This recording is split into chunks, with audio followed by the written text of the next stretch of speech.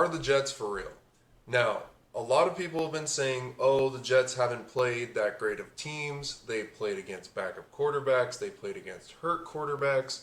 But I'm here to tell you that the Jets are for real. Let's look at some positives here.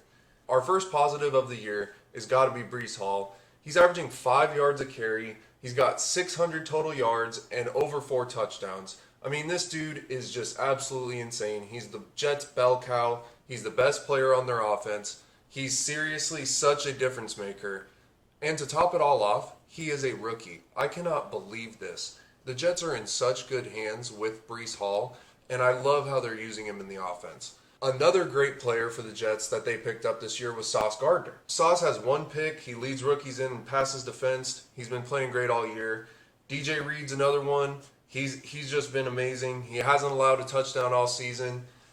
Now let's get to some of these games. So the Jets are currently on a 3-game win streak, but let's break down what happened in these games. So the first game, they went against what started off as Mitchell Trubisky, but then led to Kenny Pickett. All in all, Jets had a good game. Zach Wilson didn't really do too much. He was 50% completion percentage, 252 yards, had 2 interceptions, 1 touchdown. He was all right. The big thing here, though, is that the Jets forced a lot of turnovers. They won the turnover battle here, and they actually had a great drive to end the game. The Jets forced a turnover against the Steelers that led to this Corey Davis touchdown. Zach Wilson looked awesome on that drive. Same thing here on this drive. Breece Hall really led the team. Zach Wilson was 5 for 5 on that drive. He looked great. But all in all, the Steelers gave the Jets way too many chances. That's the bottom line. And you're going against a rookie in his first game ever. It's really not that great of a win, in my opinion. Coming over to the second game, the Jets beat the Dolphins. Skylar Thompson was actually the starting quarterback for the Dolphins in this game because Tua was out because of that nasty concussion, and Teddy Bridgewater got hurt on the first play of the game. So, yeah, everybody wants to say, oh, the Jets just beat the Dolphins with the third-string quarterback.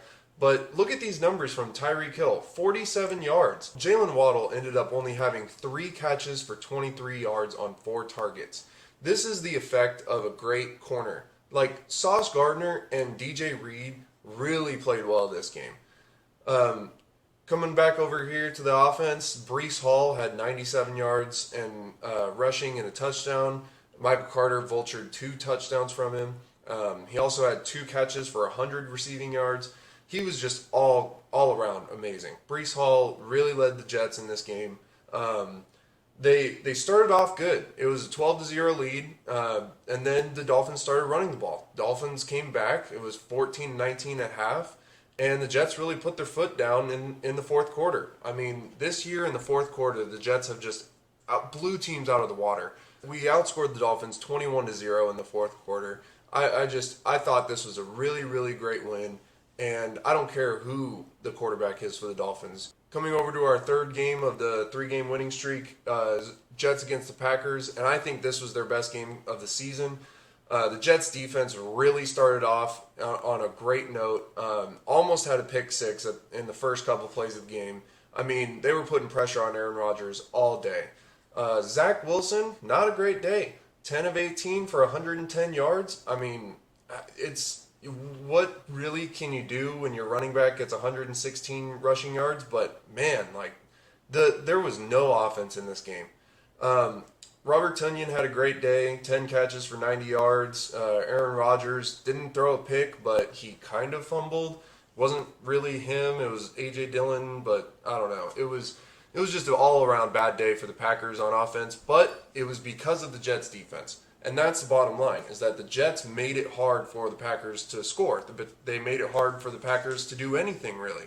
That shows a huge improvement from last year. I mean, last season, this is one of those games where if the offense isn't clicking early, Jets just fold, and the Packers run away with this game. You know, we put it on them in the third quarter and the fourth quarter, and it was really all of our defense. I mean, we had a punt block for a touchdown, forced a turnover, forced a couple of fourth down turnover on downs. I mean, it was just all around a great game for the Jets, and I am super excited about this game. Not everything can be positive for the Jets. Let's talk about some of the negatives.